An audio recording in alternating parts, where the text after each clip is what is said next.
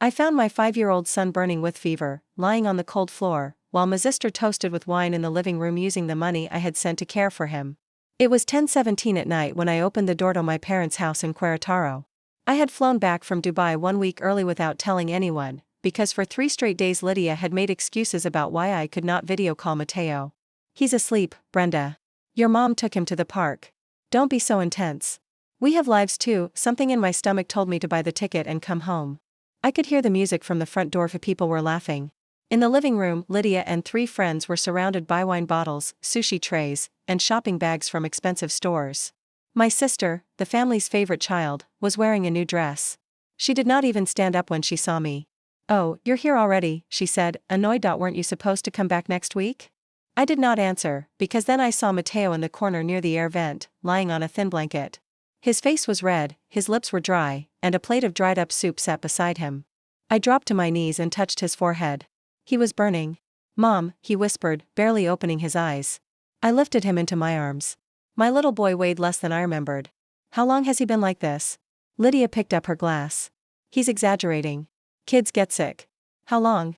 "Since the day before yesterday, I think." A part of me turned to stone. I carried him to the car without arguing.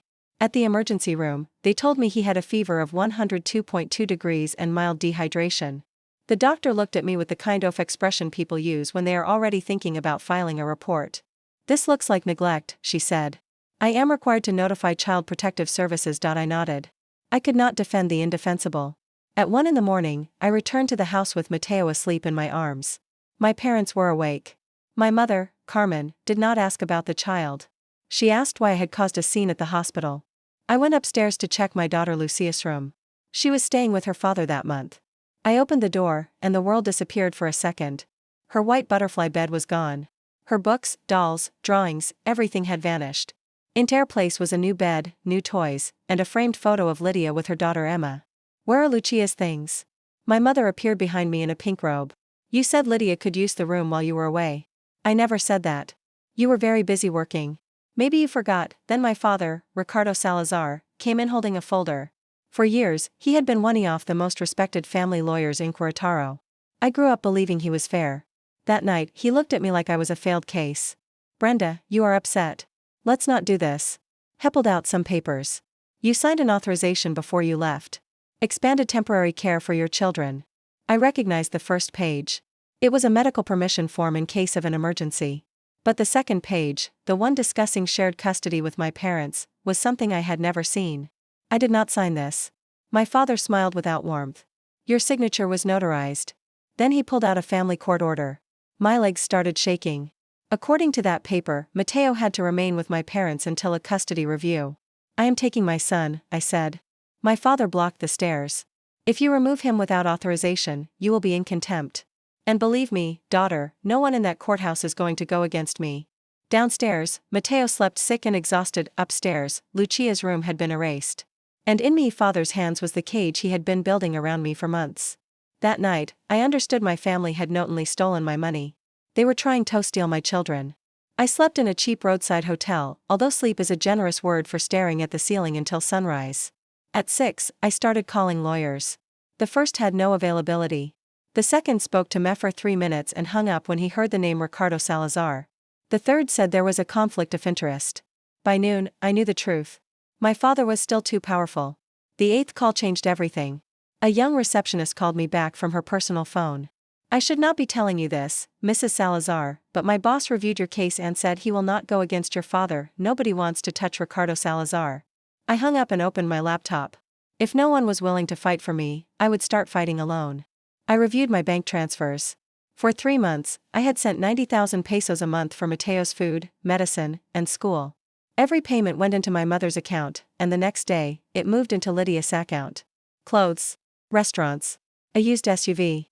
Parties for Emma. Not one doctor's receipt for Mateo. Then I requested reports from Child Protective Services. There were 5 anonymous complaints in 1 year: absent mother, crying child, unstable care. All vague. All enough to build a file against me. My father had planted the trap while I was working to support them. When I searched his name online, I found an old article about a custody case from 2009. A mother named Sarah Martinez had lost her son after anonymous reports, confusing paperwork, and a meeting at a church. The lawyer who defended her was named Marcos Vega. I called him that night. My name is Brenda Salazar. I think my father is doing to me what he did in the Sara Martinez case. There was silence. I have been waiting 15 years for this call, he said. The next day, Marcos took me to meet Sara. She had tired eyes, and she served me coffee while telling me how my father helped her ex-family take her son. He never broke the law, she said. He bent a tongue till it looked like justice. Sara agreed to testify. But we needed something criminal. The breakthrough came when I tried to enroll Mateo in a state medical assistance program. The system flagged an error. Mateo was already listed as Lydia's dependent.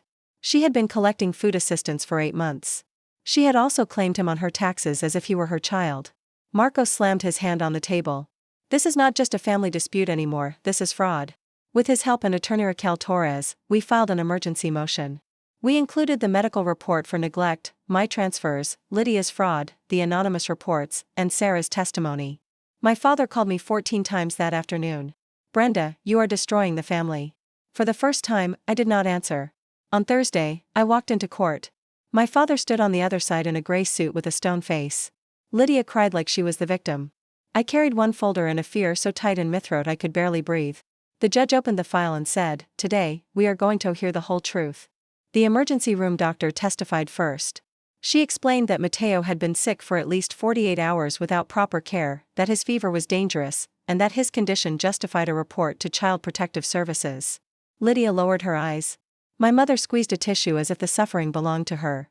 Then they discussed the bank accounts. Raquel showed every transfer I had sent, every peso moved from my mother to Lydia, every useless purchase made while my son was eating leftovers on the floor. Mrs. Lydia Salazar also registered the minor as a dependent to receive food assistance and tax benefits, Raquel said. All of it was done without the mother's consent. The judge looked at Lydia. You collected government money using a child who was not your legal dependent? Lydia started crying. It was a mistake. I only wanted to help. Helping is not collecting money for a sick child you left without medical care, the judge replied. Then Sara Martinez entered the courtroom. She walked slowly, but her voice did not shake. She told the court how she lost her son 15 years earlier through the same pattern, documents she did not understand, anonymous reports, and a religious meeting where everyone told her to surrender for the good of the child. For the first time, my father shifted in his chair. His attorney objected. That has no direct relevance. The judge interrupted him. It does if it shows a pattern of behavior. My father's face lost color.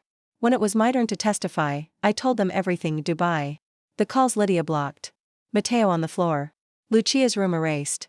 The court order I had never understood and never accepted.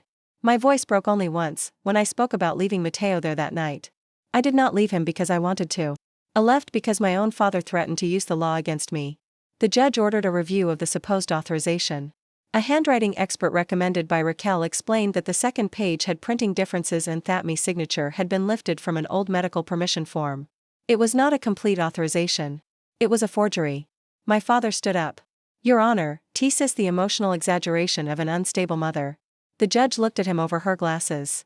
Mr. Salazar, the only instability I see here is a family that used legal knowledge to isolate a working mother and take control of her child. The silence was brutal. After a 2-hour recess, the judge returned. I felt like I could not breathe. Full custody is immediately restored to Brenda Salazar. Mateo must be returned to his mother today. Lydia Salazar and Ricardo Salazar are prohibited from having unsupervised contact with the minor. The court will also refer this matter to prosecutors for possible document forgery, fraud involving public benefit programs, and procedural manipulation. My mother let out a dry sob. Lydia screamed that I was ungrateful. My father said nothing. He just sat there defeated, as if for the first time he understood that not every judge owed him a favor. I went to pick up Mateo that same afternoon with a social worker beside me. When he saw me at the door, he hesitated. Then he ran into my arms. Mom, can I go with you now? I dropped to my knees and hugged him so tightly the social worker had to remind me to breathe. Yes, my love. We're going home. A week later, I recovered Lucia's things. Some of them were in trash bags in the garage. Herbs had been sold. I bought her a new one, even prettier. When she came back from her father's house, we decorated her new room together in the apartment I rented 2 hours away from Querétaro. The following months were hard.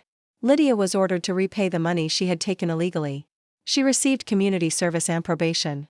My father did not go to prison, but the Bar Association opened an investigation into his previous maneuvers. The respect he had built over 40 years collapsed in 1 week. At the market, at church, at the cafe where he used to brag about his victories, people no longer shook his hand the same way. Sarah Martinez made her story public. Then 3 other women came forward. Each of them had faced the same enemy wearing a different mask. My case did not only save Mateo. It opened a door that had been locked for years. My mother tried to contact me once. "You have no idea what you have done. Your father is destroyed." "I know exactly what it did. I got my son back." "We are your family." "No," I said. "You were my origin. My family is the people who do not use my children as weapons." I hung up and never answered her again. Today, Mateo goes to kindergarten. He sleeps with a dinosaur nightlight and does not wake up crying as often. Lucia put new butterflies in her wall and says this house finally smells like us. I work for a logistics company with stable hours now. I do not make what I made in Dubai, but I get home in time to eat dinner with my children. And that is worth more than any contract. One afternoon, I received a letter from Sarah. It said only one thing: "Thank you. You did what I could not." I kept it beside the first photo of Mateo smiling at his new school. Sometimes it still hurts to know that the people who should have protected me were the same people who tried to destroy me. But I no longer confuse blood with love. Blood is inherited. Love is proven. And anyone who uses the law, guilt, or familito take your children from you does not deserve a chair at your table. That night, I closed the door of our new home, listened to my children laughing in their room, and understood something. I had not lost a family. I had escaped a cage.